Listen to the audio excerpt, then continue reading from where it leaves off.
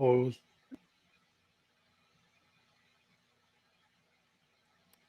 We are live on my Facebook and YouTube. My Twitch, for some reason, there's an issue right now. So we won't be live there right now, but we'll take care of that later. But we are on Facebook and YouTube, and we have Possimiste again on the show. We're glad to have you back on the show. And you're excited because on the 25th, which is like 2 days from now, your Youniverse album comes out, right? Yes. And so we have a little bit of a preview, a little snippet we've set up. It's very short, but it's a preview for the record. And so we're going to go play that, and then we'll come back and we'll talk about the new album, which we are going to include the link to it in this episode. So when we publish, people can go check it out on the pre-order and set themselves up for it.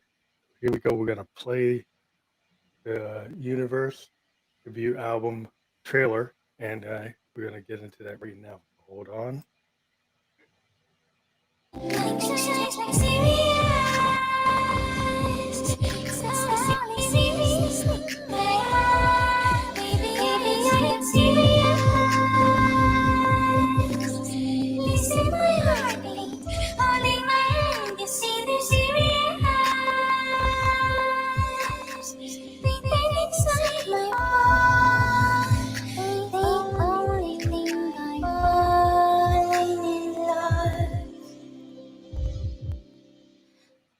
So in that preview, is that are those multiple clips from videos that are going to be on the album? So this album is actually a collection of dreams, and those clips are the memories from my dreams. And because it is, I feel that I don't know where, those songs actually, I feel like I've been channeling them kind of through the ethereal space to here. Then I also wanted to give people and you the opportunity to actually get inside those dreams and try to bring back those dreams in the form of a interactive website where you can go and slide through those dreams. For each song, there's a dream, and you can, it's an interactive website experience where you can actually get inside this world, this universe. That's, there's a lot of hidden things there besides music. So it's kind of like a multi-dimensional music and video and dream opening experience. So that's gonna be out there on Friday. Oh, that's cool. But I guess have you created multiple videos for the project, and that was like taking a snip of each one, or is that all part of one video? So basically, they are not full music videos, but they are the memories. Okay, so put together for the trailer. Because exactly, but they're just a couple of selected ones there, but more on the website. So as part of this album, did you film a bunch of dreams to be part of the overall project? Yeah, all the videos are my dreams because, in the morning you don't remember the whole thing. You just remember some specific moments that are sometimes really short. I think also the time fragment in dreams is totally, it's different than in reality. So I try to bring those little moments in and try to loop them, because then people can actually look, rather pay more attention of the short and meaningful clip than just be distracted by so much going on. So it's kind of like a meditation, the more you look, the more you see, and the more meaning you find, So when I'm looking at the album, and it feels like a real concept record, because you have an intro. Yeah, and you have an intro and you have an outro.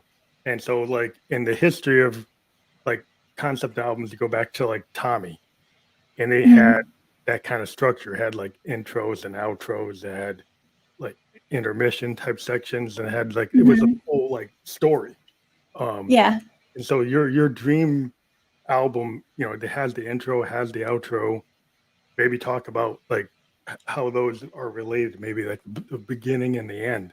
Are they somewhat related musically, or are they really different? So they are related. I mean, all this. It's nice that you mentioned that storyline because actually, let's say, I've been making this album, or the journey of this album has been really long compared to normally, how fast things are done nowadays. It has been actually like 7 or 8 years. Wow. And where I've been dreaming those dreams and writing down those songs, and I'm always been trying to see like what's the connection between those songs and why those songs that came to me, like why did they come to me, and where's the link in between. And so I finally actually, I think I know finally why, and I tried to bring the most meaningful ones and choose them into this album. So it's actually, and the intro, starts I cannot tell too much, but Don't it's reveal a too total much, but spoiler. Yeah, but basically, the moments before you fall asleep, and you might be, let's say, like 8 years ago, I was a girl with big dreams, and also, let's say, this album was, I think, the biggest dream in my life ever. I think I can truly say that. And then you wake up, and doesn't matter how many years later, and you just open your eyes and see that this dream has actually come true. So it's the whole album is that it is the collection of the dreams, but it also signifies like a long process from the dream to making the dream happen. So time is really abstract, simple. yeah, yeah. So you cannot kind of, one dream can be as long as 8 years. One dream can be forever, Well, it's interesting because sometimes dreams are like, more like fantasy that they never get close to reality. Hmm. This whole project, it was a dream, and then you made it happen because it's Yeah, physically going to exist. So that yeah. that in itself is a little different than dreams. So people can dream, and a lot of times they're aspirational dreams. They want to make something happen, and it did take you 8 years. So at Hmm. some points between like 8 years ago when you first started thinking about it, it might have seemed like, well, maybe this isn't going to happen right away, or it takes time for it to be realized. But you actually, made it happen. I think like if something's meant to come to this world, then probably it just doesn't let you go, and you kind of like just have to do. And this dream, maybe it's all for the sake of that dream. Maybe it's not actually related to me, but the dream just wanted or needed me to Mm. pull those songs out. I kind of like to see it that way. So also, why this dream come to me, like in a way, to be a musician, it's not an easy path. It's not an easy path of life. It's not a cozy path of life. It's a lot of it's a choice, or not a choice actually. I think there's just I think this dream just wanted to release me through myself. And also it feels, a lot of musicians say that they feel empty that after releasing an album. Yeah, yeah. You kind And of like it's like when you're at the end of a show, right? I think a lot of times if you're a touring musician and you get these big crowds, there's a mhm, really big come down, right? yeah, Like yeah, what that you might be pretty, hyped up for a couple mm, hours, but then yeah, like into the next day, if there's no show, then it's like a big downer, right? Because you're like, yeah. and then you're like, okay, I was like, there's like 10,000 people or 5,000, whatever, and you were really excited and you did all this, and then everything kind of drops, and then The moment. yeah, and it's all gone. It's like all the excitement's gone, and you kind of put all your energy into it, and then you're like, you might have, you get older like me, like you pulled a muscle, you hurt your back or something. You're like, so you're like, oh wow, I put a lot into that. And now my body's kind of giving out on me. But like when I get on stage, I don't feel it, right? But then when you get off the Mhm. stage, like, oh, maybe I shouldn't have done that. Maybe I should have jumped off the piano. But think that there's some kind of magic, when it's kind of like the spirit like possesses you. So all that you are, like as a, your physical being or your age, whatever those things that like define us, they just kind of like disappear. It's kind of this like music spirit comes and like, I want to manifest myself, and like, this is all that matters, and it gives you the strength and power. But yeah, like, those moments when you like wipe up your makeup and take your clothes, like your performing It's kind of clothes, and like, then yeah, and next morning you wake up with this like little bit of glitter on your face, and you're like, oh, who was that? well, I think it's also like there's like the whole thing of like preparing for a show, right? A lot of times, like musicians, we might have to travel. We might be on a plane, might be on a bus, right? You got to set Mhm. up, and you might take like 6 or 8 hours to get to do like an hour show, right? So Yeah. you took all this time to do this 1 hour, and then that all that time setting up for it. Some musicians, it doesn't bother them, but some musicians they can't. I've read stories about they get so anxious about it, right? They get Mhm. so it's like a torturous thing. Like up until the time they're on the stage, they're not having a good time. They're not Yeah. really happy until they get on the stage, and then they're on the stage for like an hour or two, but then they're off the stage more time than they're on, and the happiest point is like when they're on, and then it Mhm. kind of drops down. So there's like a downer before and a downer after. Um, but I it's don't like you're know. kind of Yeah. you're living for that moment where you can be on the shining, spotlight, and you got all this energy coming from like the muse, right? I think a lot of Mhm. musicians take energy, like the poets say, would come from the muse. It comes from the like outside of you or the Mhm. other you, right? That you channel your stage persona, channels all that stuff, right? And then you Yeah. become that actualized person, Mhm. and then, but then it's only for moments. Mhm. Unless you're going to be like a character actor, like somebody who's a method actor and then stay in character all day. Like Mhm. like Bowie used to stay in Ziggy Stardust. Like when he was doing it, he'd stay in character even when he got off the stage.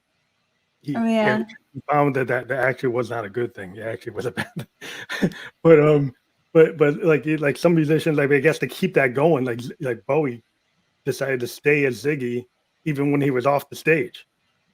I mean, he even died.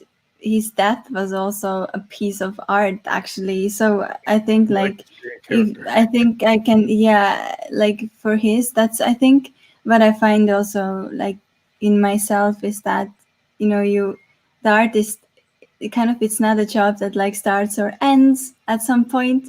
It just Mhm. kind of always try to, like, because that's true. This, we talk about like there's so much of this depression because of those things that you mentioned, like people, in the beginning of it's super exciting, right? But then it's just, to be stuck in a bus and, like take like planes all day long and everything.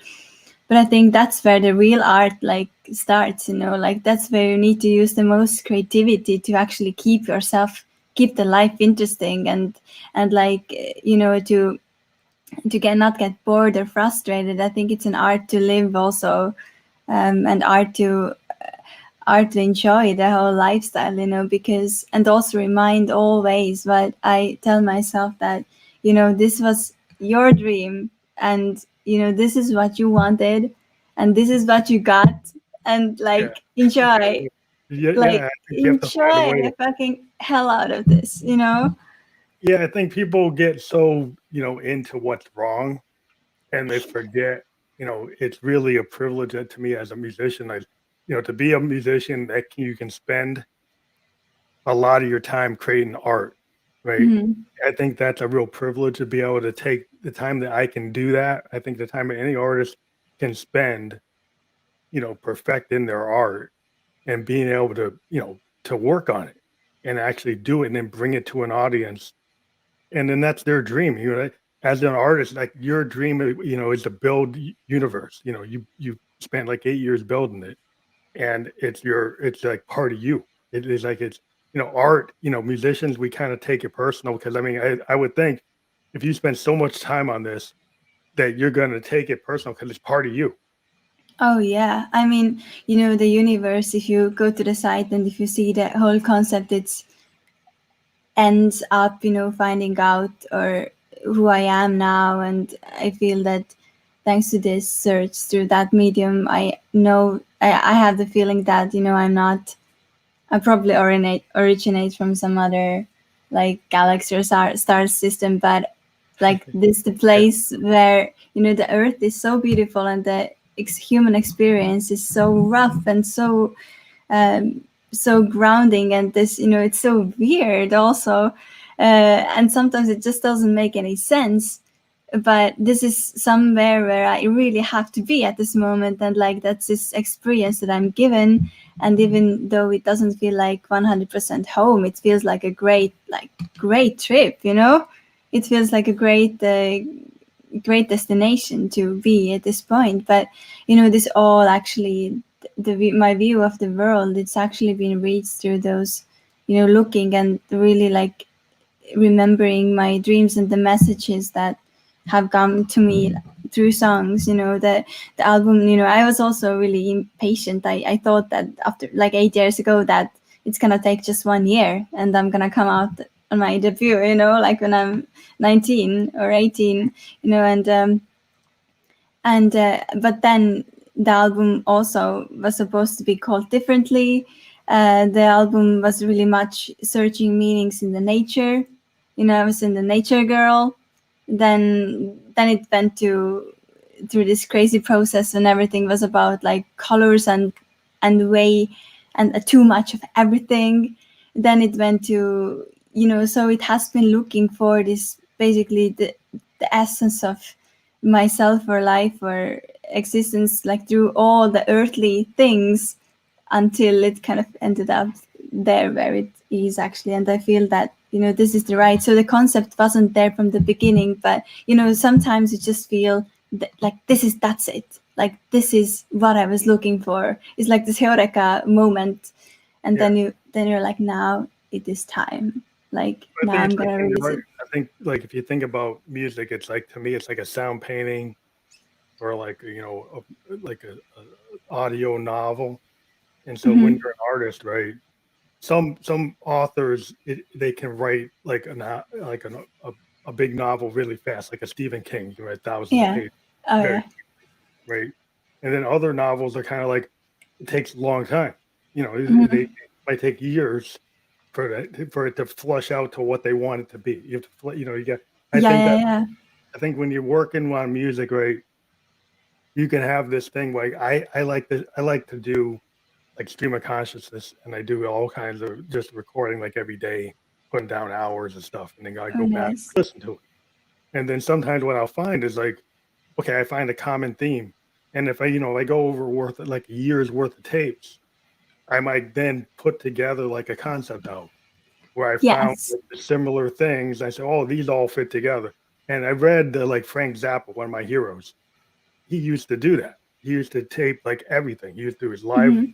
his his studio, and he would sit down in his living room with all these reels of tape and go on his recorders and then splice things together and actually find out of all the work he'd been doing for months, like the theme. And then Oh, he'd build these like concepts.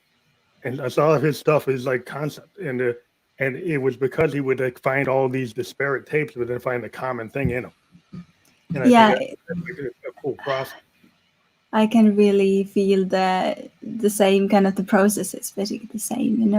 And then you also don't feel bad of like because within 8 years you just write like tons of songs. But and then you also feel that some things that didn't make it to the album, like, and you not throw, but you put a lot of songs also into a drawer. And also there's one song, for example, that I threw out the really last moment because I just felt that it's not the right time and place for that, yet here, and I just feel that's right, and didn't feel bad about about those songs that didn't make it because you just feel that maybe they belong on a different project. Like when you work that long on something, you have so much material that mhm, sometimes it's like you had like bands like that took forever to do something. Like mhm. they like not to get into it, but I mean that I'm a big fan. But Guns N' Roses is like Chinese democracy. It took them like 8 years to like a very long time to put it out from the last album they did. And they just kept on going over. And after they released it, then they started to put out a little bit more material and and creep it out. But the thing is, I think once you have like your big project and you have all the pieces that made it, then you might find. Do you find that you have a lot of material that you could go into like separate ideas, separate projects from that, where you just start all over again, and not use any of that? Yeah. I mean, like this is the thing about big projects, that they somehow feel so important. You're just like not you're just picking up out the finest, Mm-hmm. and it takes so much energy, just not maybe not to create songs, but actually make everything fit together when all the components are like in balance. And I was really doubting after because pretty much this album has been done alone. And I had amazing help with my friend musicians from all around the world playing, and but production wise and recording wise, and like decision wise, it was almost like, let's say, 100% of like decisions, years of decisions. And right. And what, one thing I'm really happy about, that's not for granted, that I still enjoy the record after, like, to listen to it, I can I can Yeah. still Well, play yeah, it on my yeah, walks. I think that's a big mark. Like, and when I go back and listen to something, right, I might have been really like, oh, this is the top, right? Yeah. And then like 3 weeks later, I write something so much better. I'm like, I'm not even dealing Yeah. with that, right? But the problem I found is sometimes like what I still do is I throw stuff onto my SoundCloud just to see Hmm. what my fans are gonna do, right? And I might Hmm. not publish it to my Spotify or anywhere else. I just put it there, right? Hmm. And then sometimes songs I thought that weren't that good, right? My fans suddenly like boom, they love it. Uh-huh. So then I was like, wow, I got to be careful thinking like what I think is the best Hmm. when I have a certain like fan base that likes what I do, and so sometimes it's. Have you ever have a hard decision, or you really know what you want your fans to hear, like, or would you let them decide what they like, or would you say, well, I have this standard and I know what I want, I don't want them to hear this, or would you ever like, well, maybe they could hear it, I don't know. It was interesting because it wasn't never a question for me. I mean, I started out, actually my first songs were like purely ambient, and they got pretty many hundred thousands of plays. And and if I had done what maybe people kind of expected, or to kind of feed this feed upon, like, or create upon what people want. Mm, then probably maybe I would be like who knows how many fans I would have, or maybe nothing would be changed, but let's say that like financially, or any business person would say that this is like you should, if you find that path is working, you should kind of keep on going. Yeah. But record but companies um try to do. Record but companies will take then, your one song and then try to make you do 100 versions of the one song that did good. no way, no fucking way, I'm sorry. Yeah, yeah, I But understand that. it's just I don't the, do that either. I mean, like, for me, it's just, I think it just feels also where you are with your life. I think if you're 17, then definitely, and if your first music pieces happen to be successful, then um, it would be kind of sad if you would just stop exploring. Yeah, I but I mean, it think would like the have been sad industry for is me. the problem with the industry is like you get one song in the top 10, and then you get all the music people go around telling all the songwriters, oh, clone this new Drake song, clone this Yeah. new Beyonce song. and you see them, they're going out sending pitches to all these songwriters. Can you please clone this, clone this, clone this? And then what you end up getting on the radio is a bunch of clones of the same stuff. Yeah. And it seems to work like for the popular side of the chart. But I've always been the type of person, I probably listen to the bottom 200, Yeah. of the Me chart, too. because I find that that's where the interesting work is. I Mhm. find it indie, independent, do-it-yourself artist. When I go read like Spin Magazine or read Rolling Stone or read New York Times a music review, and I find like new bands, and that's what I do with the show. All I do is look for new bands Mhm. because I'm trying to find something different, and I don't need to just talk to people in the top 10 because there's other people talking to them. But I want to talk to people who are actually trying to do something different, like yourself. Yeah, I mean, I think it's really important because, I think if you have already sense of your identity and did you have something unique to give, then why not to give it, like, but there are people who are really, really good at, replicating, and that's also a talent, so, let them take this, I mean, There's this, a place for it. It's just yeah, not this like is their, this is their game. I mean, like, my game is more, yeah. You're, to you're doing actually, ethereal dream music, which is really vital. I like the idea, like in your write up, that you're talking about, like that you thought your home was far away, like you said, like you thought you were living from somewhere else, that you were coming from some ethereal space, and that's interesting because I always bring up Bowie, but Bowie tried to act like he was. Well, he didn't. Bowie came out as David Jones, dressed up like a Beatle. Didn't have his Ziggy look, didn't have his Aladdin Sane look. It didn't work. Then when he said, I'm Ziggy Stardust, I'm from this other, I'm from the Spiders from Mars, I'm this group of band, and we're from Mars. He basically came out and said, "Well, I just created this idea, like we're not even from here. We're like cosmic rockers. We don't even live on the Earth." And that was like this whole thing in the '70s where people say, "Oh wow, that sounds like a cool idea," But it's like, I think that's really creative when you think that you put that kind of frame on something, because people today are so into like beat focused music, or like, they're into like things that are just so catchy and yeah. things that are so short, right?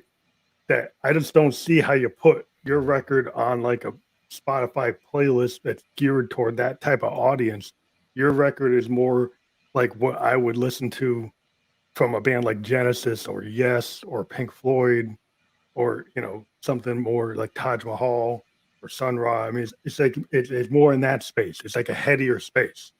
Yeah, I mean, it's definitely a heavier space because it actually demands at the same time a lot and really little from the listeners. I mean, it actually just demands, because it's really genre diverse. Let's say there are pop songs. There are at the same time really alternative or like experimental alternative sounding songs. There are ballads. There are some songs that sound a bit like maybe childish, but What is the it takes.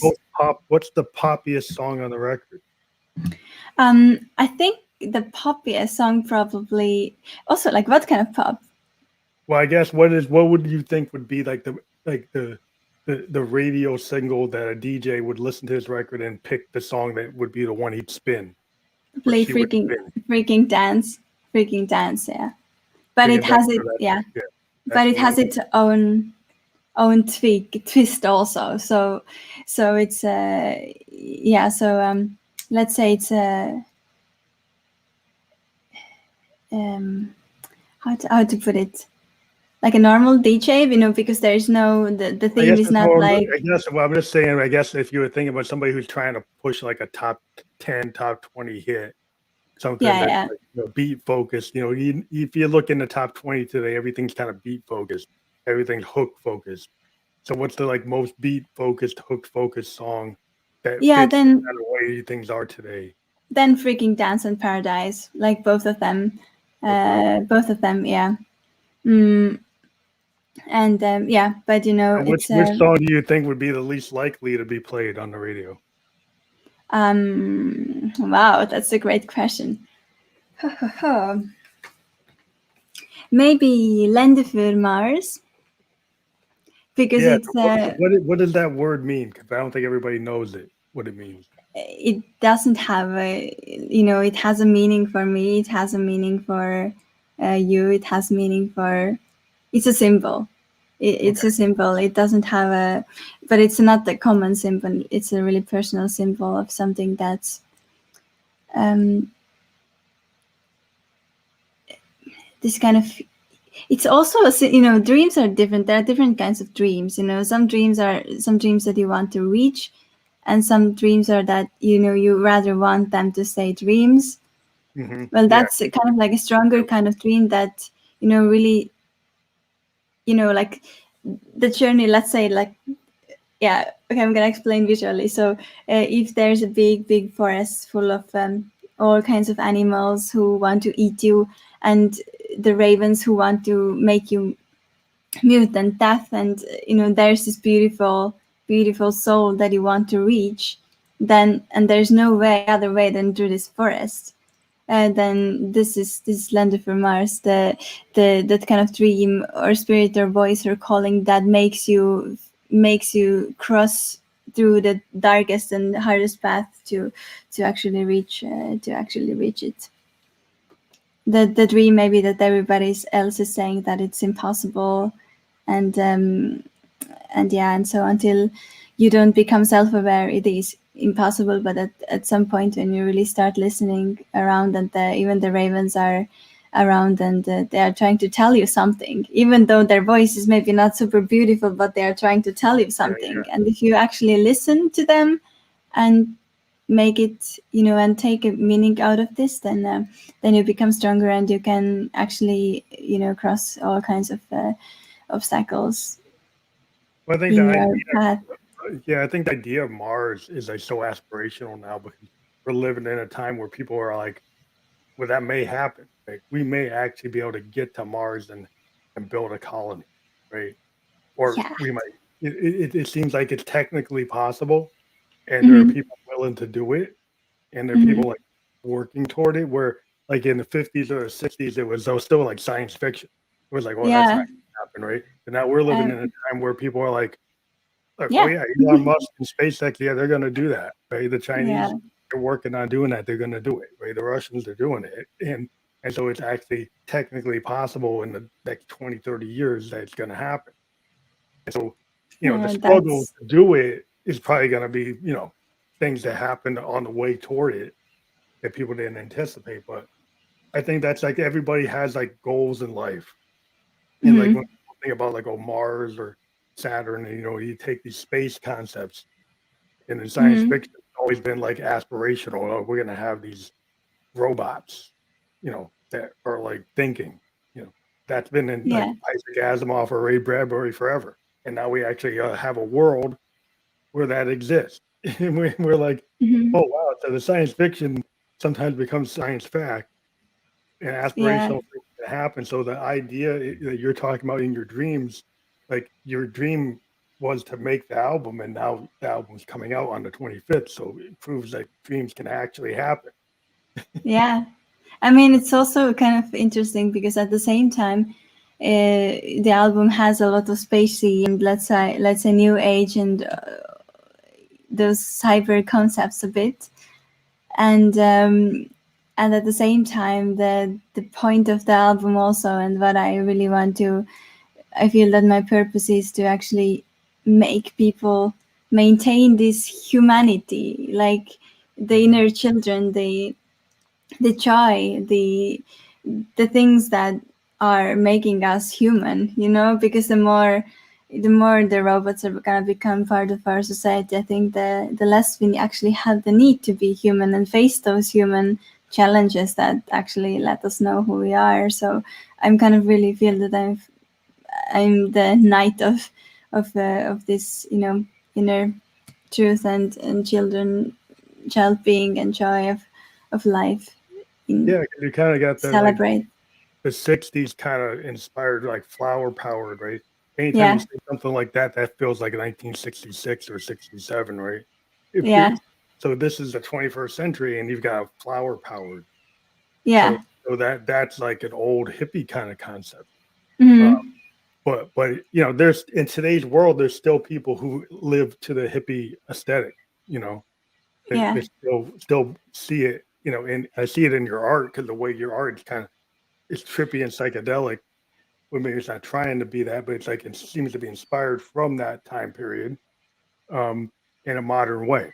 And so Yeah. flower powered. How would you describe what that's about? I think it's nice that you mentioned that hippie concept, because I think that, actually the hippie concept has been kept alive like throughout all these times, but now for some reason the hippie concept age limit is like below 5 or 6 years old, and then you need to stop being hippie, and then you need to become a serious person Yeah, yeah, suddenly, or maybe kind of then the world is trying to make you like shape you better, which is also it's growing up, but the concept, basically, flower power, the song is talking about when things are too nice and beautiful, and when, like the lyrics say, when days are too sunny, the beautiful flowers will just dry if you are not aware that the beautiful sunlight also, it's not enough. If there's a lot of happiness, you still need to nurture the happiness in order to keep those flowers alive, because otherwise the same happiness can also kill the flowers. So there's actually pretty like deep meaning inside yeah, it. It's also kind of like fighting maybe the hippie concept, and maybe the true care. If you love everybody, then the meaning of love actually disappears. It doesn't weight much anymore. yeah. And if you're, Love has to be like a special thing. It has yeah, to be more distinct. Because if you have the same yeah, feeling for everybody, like how could you love everybody? yeah, exactly. And also, if you're always happy, and even if you're sad, you're still happy, and smiling, and kind of like ignoring the part of life that life is a journey of learning through pain and beauty and everything, and you should just nurture yourself and others, like just be real, and yeah. So yeah, this pretty like heavy concept. It also talks about how all the world, like a lot of how the media is trying to like feed our subconsciousness with all kinds of information that's maybe not serving us that much, but it's still our choice to either pay attention to it or not. Like that, this is our work that we have to do. It's not, we cannot blame this media or other people to ruining us. I mean, it's our job to also take care of ourselves and to the people closest to us. So yeah, I mean, it's just the song about care, and in the true care, not fake care, but true care that takes energy, and that takes a lot, but gives also a lot.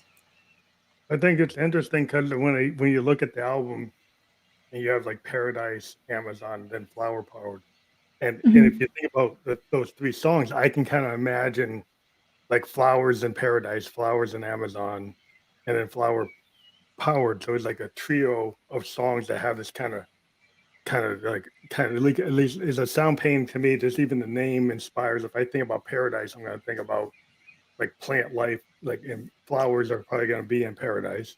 You think about the Oh, Amazon, nice. plant life, flowers are going to be there, and then you have flower powered. So this is like looking at those three songs together. It seems like okay, well, this is where there's a lot of beauty in this section of the record Hmm. we're talking about, and then it goes into freaking dance. So then something changed because you're not talking about flowers anymore. And then it goes to cards, and then it goes into something really jarring where you have the song "Slut," and it's like, okay, well, we had Amazon, flower powered, freaking dance, card, and then we have this like, wow. So can maybe you Change. talk about what maybe that? Because I don't want to give away the whole record, but it seems like something changed there in the direction. Yeah, I mean, I think the record is appreciating the beauty and the joy, as well as celebrating the darkness. I mean, it's just, you know, those songs like Cards is really a mysterious song about how I actually got into, let's say, it was the first time when I experienced to magic in order to actually hear some messages from the tarot card reader that in my dream. Yeah, exactly. So basically, cards. I wrote the song, and then my friend gifted me a tarot card reading a week later, and then the tarot reader sent me back the report, and the report included the lyrics of my song. In many of her words were exactly the same. Wow. So That, if this happens, then you just go and with during it. this period, You go with what happened because like what happened, you experienced like a magic. yeah, oh, totally. And I really, it was that, you know, it's always you want to kind of find magic and try to, you know, make things magical. You see this like little sun drop and you're like, oh, that's magic, and truly it is. But and then you watch Harry Potter and then it's magic and it's cool. But Yeah, yeah. when this thing happens to you really and you Like haven't real actually life magic, chosen, like actual magic. yeah, the actual magic, then things get pretty thing it changes your life in a way, Yeah, the way you yeah, start like, looking yeah. at When you have everything. like these, like these like 6 degrees of separation type things, or you have deja vu things where something exactly that you had in a dream actually happened, Oh yeah. right? And it happens like word for word, action for action. You had a Mhm. premonition of it, and then it actually happens. Or Yeah, somebody actually, tells you something that you're like, it was on your mind. They say exactly what you were saying. And you're like, what? you yeah. know. So yeah, I think that being I'm part like Cherokee Indian, so Hmm. there's a lot of mysticism in Blackfoot as well, and there's a lot of mysticism in Native American indigenous culture. Oh And yeah. like a lot of stuff that wasn't written down, but it's like passed down. All these like stories, and it's all about like connection between the planet and animals and nature and all these mystical things that you should like listen to. Like if the wind is doing something, you should listen to it. Right? If a Hmm. hawk flies over you, and then the wind is blowing and the sun's going like you actually should listen to what the world is telling you. Right? Yeah. But if people in the modern world look at this like, oh, I'm not going to pay attention to that. That's just like random. Right. So they think that you shouldn't, look at it as like all science based. Oh, you can't pay attention to that. But yeah, there's a lot of things that are more mystical. Yeah, I mean, it's so interesting how, you know, I think all the natural processes that are happening around us are happening inside us as well. And if people listen more, then they actually learn to know themselves and accept themselves also, you know, much better. Like yes, because sometimes, you know, there are so many people lost and they have no idea where to look for the answers. But actually, the answers are, you know, it's just the listening skill that maybe needs to Yeah, be more developed. Because yeah, truly, like the answers are being whispered to us all the time. Like, you know, in this world single, talks to you like all the time, but I think people drown yeah, it out because they're, they got their headphones on, or they're on phone, or they're thinking about some kind of problem at work or problem in the relationship, and so they're so caught up in like these very narrow things that they don't yeah, pay attention to the overall world that is talking to you all the time. And it's like if you don't, it's like you have an inner kind of feeling. I think people have an inner like self. I yeah, know the Victorian poetry was talking about, look in the looking glass, you see this other you, but sometimes that other you is telling you something and you don't listen to it, right? yeah, And it really is trying to tell you to like listen to your like your inner voice, and then mhm, you choose to ignore it and act like you didn't hear it. yeah. I think that's in the modern world. A lot of people like choose to ignore their inner voice until it kind of builds up, and then you can't ignore it. Yeah, like for me, it just doesn't. I can't do this because I have like physical, like I feel it physically in my body. so I don't have a choice. So I'm happy about it, actually. Well, I think it's good to be in tune. I think a creative person is always in tune with that muse, right? You talk about this ethereal space, right? You talk about like the Hmm. music came from this other place, and that's the muse. That's what Victorian poets would call the muse.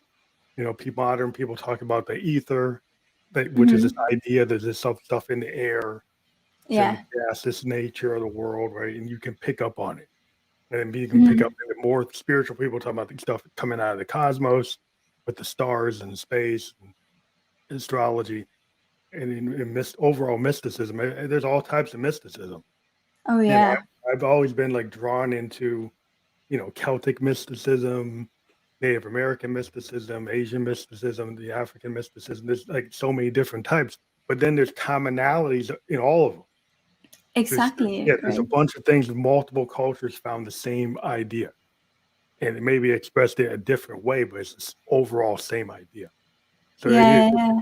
it's like, oh, that's a universal concept, right? Yeah. So Hmm. human beings have some universal concepts despite all of our differences, and I think it's Exactly. cool to kind of pick up on that. Yeah, We I think we're also similar in a ways. I think definitely more things that connect us than separate us, even though we are so unique, every single person. But there are so many things that connect us, that make us look, or that we should kind of feel that we are one family, and we need to keep together. And it's okay to fight sometimes, but like we yeah, should also figure out our survival, and we cannot, we need to grow this relationship stronger within us. It's like, yeah. But if you if you ask about Slut, then Slut is actually, it's a funny story behind that. I'm not gonna open it now because it's a long and really funny story.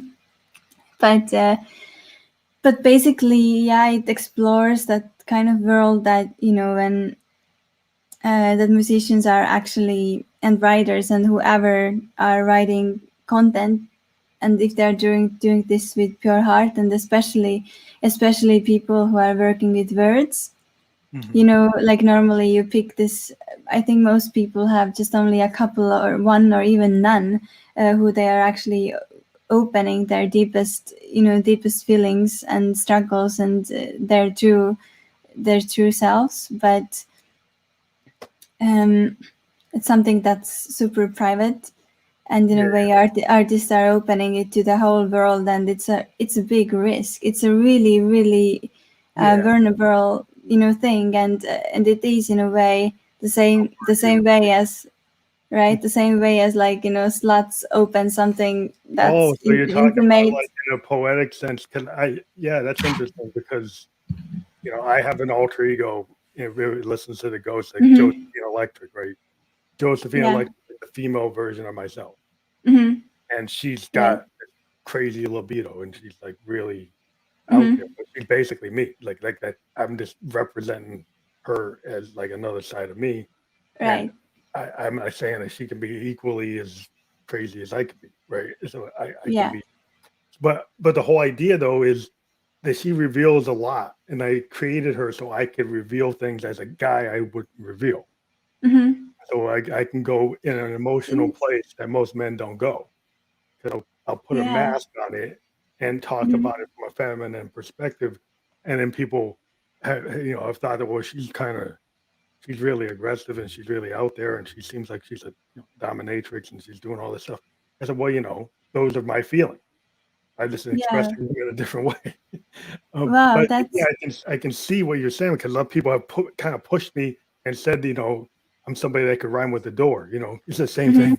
Hmm. It's, say, well, why are you being so like uh, over the top? But Yeah. yeah, I think a lot of artists do that. I mean, like Mick Jagger, Prince. I like a lot of guys, Freddie Mercury, when they put themselves out there, they became kind of like, wow, you guys are like really over exaggerated, over the top, over sexed, over this. And it's like, is that character? Is that really you, or is that part of like how you express yourself? Yeah, I mean, it's also, like, when people are, a lot of musicians also, a lot of poets, a lot of writers are, shamelessly writing how unhappy they are sometimes, and how miserable they feel, or how Yeah. all these kind of things that are not perfect about them, but many people just feel that they need to always like live up to the standard of being like perfect, and they have no faults, and they have no struggles, because then they will be accepted and valued by other people by being this um, this kind of person. And so we are really often afraid actually to to open ourselves up to anybody. But I think like, yeah, musicians, they are doing this, and I think it's such a it's such a it's such a thing, but the funny that maybe, and so it's kind of like, we are kind of like sluts opening something really Well, you're intimate doing a up to the lot in whole yourself, world. 'cause I think emotionally we're kind of taking off all of our clothes, right? Yes, And we exactly. show Yeah, everybody we're emotionally in the nude, right? So we're totally exactly. It's showing like everything. And a lot of people like have asked something that. me like, how could you write such a song telling everybody like all the like this really deep stuff? And I've had fans like question me, send me like notes. It's like, wow, well, I'm worried about you. It's like, what, but it's like, okay, I think every artist, I think, even painters and actors, you think about method actor, they get Mhm, into the role, like you think about Al Pacino or De Niro or some of the great Harvey Keitel, some of these great mhm, Marlon Brando, they would reveal themselves where it's like really like on a nerved, like to the edge, where they would like you saying they, are they having a psychosis? I mean, they just really got so into the character, and the mhm. character might be in such a dark place Yeah, that yeah. they have that, like Heath Ledger when he did the Joker. Everybody saw it. It's like very dark. It's like super, super dark. It's like, how could you get to that kind of space? And I think Mhm. musicians, we can get there like sexually, we can get there with sadness and get there with, depression and Yeah, melancholy. anything.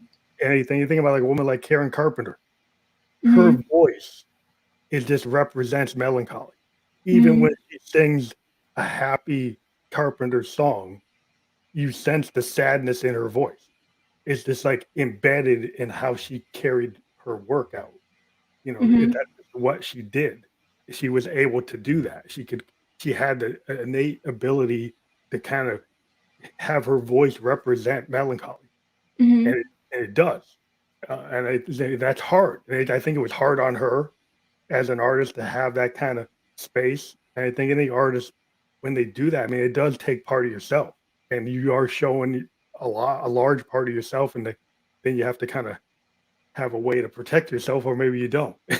Some artists have kind of gotten themselves in positions where they weren't protected, and they Yeah. kind of dealt with the consequences.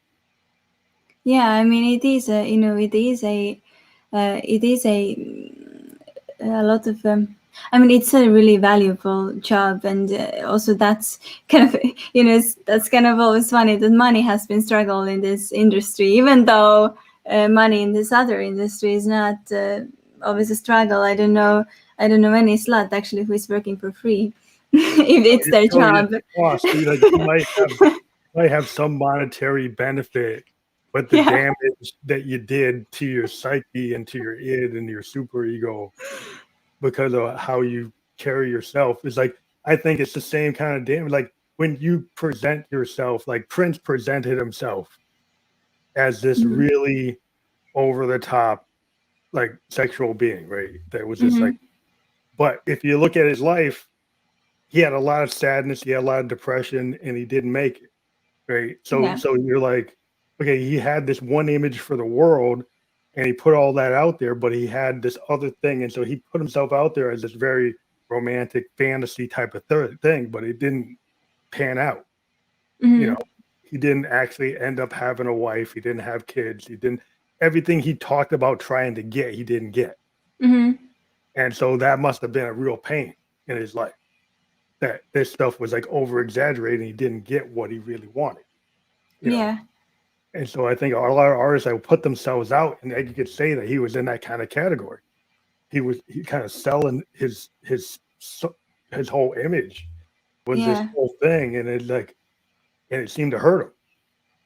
You know, Yeah, it you have nothing to, normally people, they don't speak too much, because then, then other people know that if they don't achieve something what they wanted, then they have failed, right?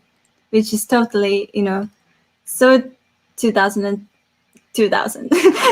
But like, with musicians, I mean, if you're an open, if you're a public character, and everybody knows your life, everybody knows what's going on, and then you don't reach what what you desired, then you might be a public failure. And I think like that's why every musician need to take care of themselves as well, in this point, that the human inside them. And sometimes when they are not in this musician mode, we are also sometimes humans. So, and kind of like really try to make those two characters, where your musician, there are situations where your musician self really can help you, but you cannot too much also rely on it yeah. to But kind I of think like yeah, I mean, because you can't be like your stage self like 100% of the time, because yeah, sometimes it's not. It could be reality, but sometimes it's like hyper reality, right? yeah, So if you try to live in that zone where you're on stage, right, hmm that's art. And yeah, I mean, like if maybe you art can't be like that all day.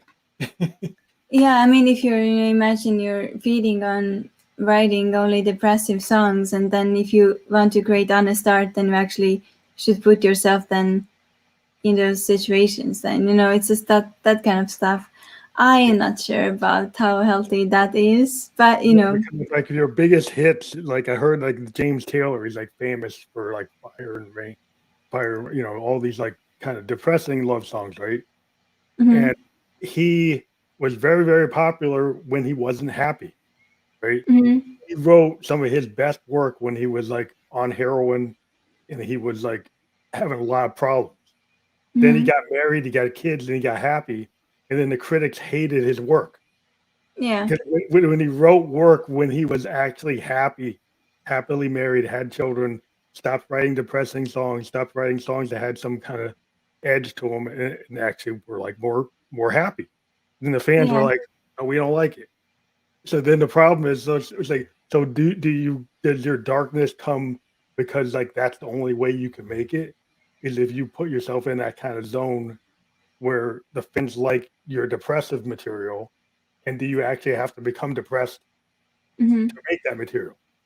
You know, I mean, yeah, it's just kind of like, I feel like if a record is your friend, or if a musician, is your friend, let's say in a form of an album, in form of a song, then if people are happy, then normally they don't have this urge or extreme need of someone else, like, beside them, to kind of make them feel happier, because they are all really happy. But if you're sad, that, like, if you're really sad and you really feel that, oh, I really need a friend, I really need to talk to a friend, I think that's when people also go to music, because music is that friend. Some song is yeah, that friend who exactly understands what they are going through, I think and that's the maybe problem. that's why.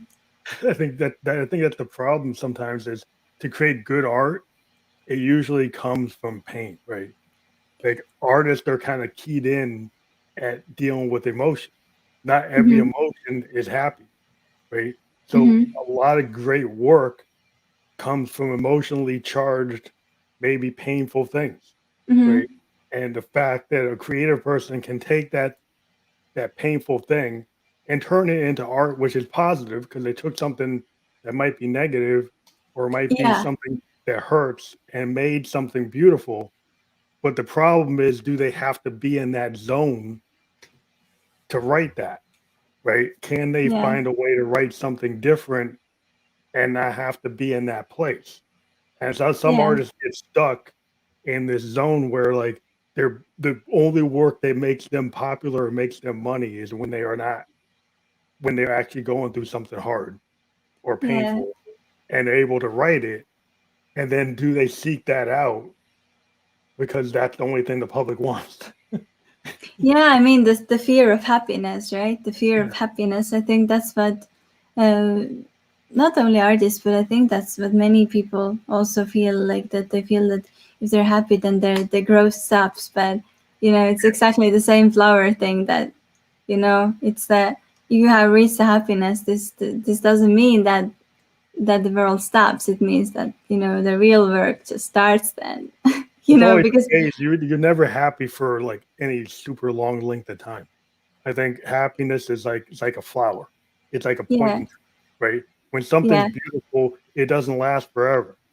And yeah. And so there's but but it can, but it just need to, but there's little motivation to water it, like, yeah, I think the way the you know world is like that beautiful things tend to be very finite in their time existence, hmm even though they should be longer. And there are examples of things that last longer.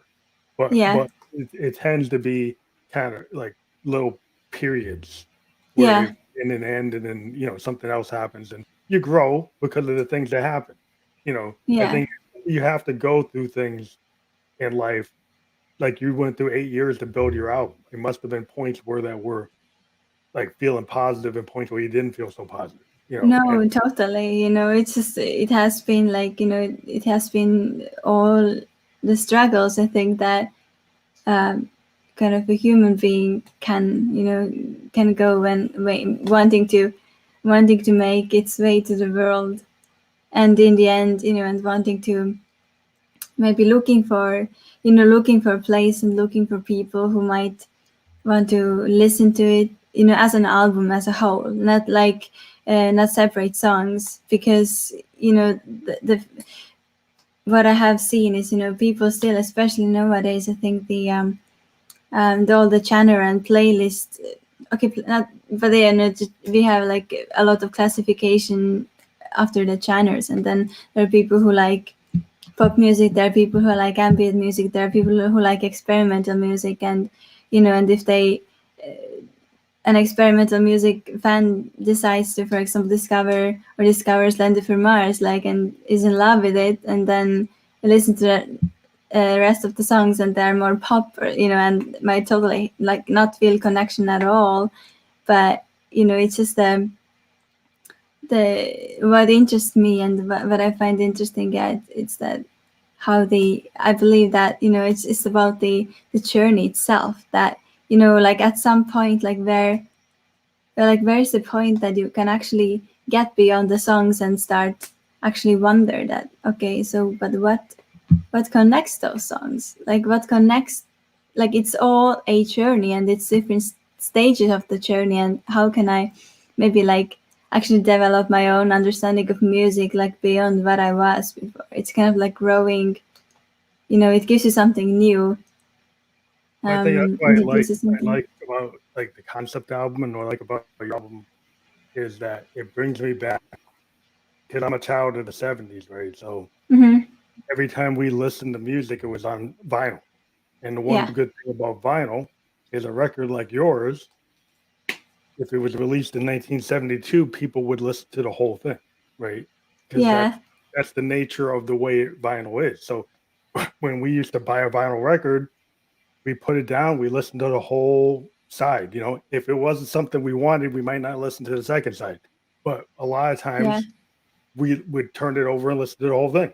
And I mhm, think like today, like art, the way you're making art, it doesn't really fit the playlist structure because the mhm, playlist structure is not really designed to handle something like your record. I think what is yeah, your record is more like Bandcamp, vinyl, limited CD release with a like a special release, like yeah. with videos and stuff to kind of no, I would think that the videos that you have for this project are probably going to draw people into understanding that this is not just a one song on a playlist. Yeah, no, This is a it's full not. like a full concept album, like a Pink Floyd album, like like a great like statement from the past from like a band like one of my favorite bands like the who did Mhm. multiple rock operas like Tommy and Quadrophenia. Oh yeah, If you listen to Tommy, you can't just listen to Pinball Wizard.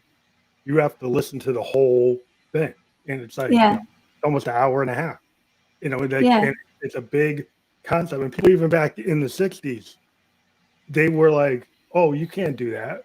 No one's going to sit down and listen for like an hour and a half to a record." But they did. People went to see Tommy like in these big theaters because like they would do every song from the album and play it through like a play and kind of run it like a play, because that's what it is. And I think I'm a big fan of that. I listen to tons of records like that even today. I find bands that do that. I go looking for bands that still do that. So you're one in that list of bands, of artists that do that. So I think people who understand that tradition and music and like it should listen to your album, Youniverse. I think it's something that I think people should, if they want to have an experience, they just don't want to hear one song. They want to hear like a whole thing. Put your headphones on. Yeah. Put your headphones on, disappear, be ready to disappear in this reality. Put your phone down, put the headphones on, and close your eyes. Just think about the record. I'm Possimiste. I'm really happy that you came on the program. But I want everybody to go out there and go out to Possimiste.com, go out to the BandCamp link that we got, and check this record out, because it's phenomenal. I think that people, I hope other artists get inspired by what you did and do more work like this, because this is what I like to listen to. Thank you so much. Okay, thank you. I'm sure we're gonna have our concert that you're part of in July. So I'm looking forward to it. I'm really excited to play. Yeah, we'll talk more about that offline. But on the 16th to the 18th, we're doing the PEG Bedroom Producer Festival on this channel, my Twitch, YouTube, and Facebook channels. So far, we got 22 bands or artists that we've talked to since 2018. And that's pretty good. We've talked to over like 70 people. We got 22 of them to decide to do it. So you're one of them. So thank you very much. And we'll be talking to you again. We'll be seeing from everybody. We'll see Possimiste again as part of that performance on the 16th through the 18th. Thank you. Take care, people. Thank you.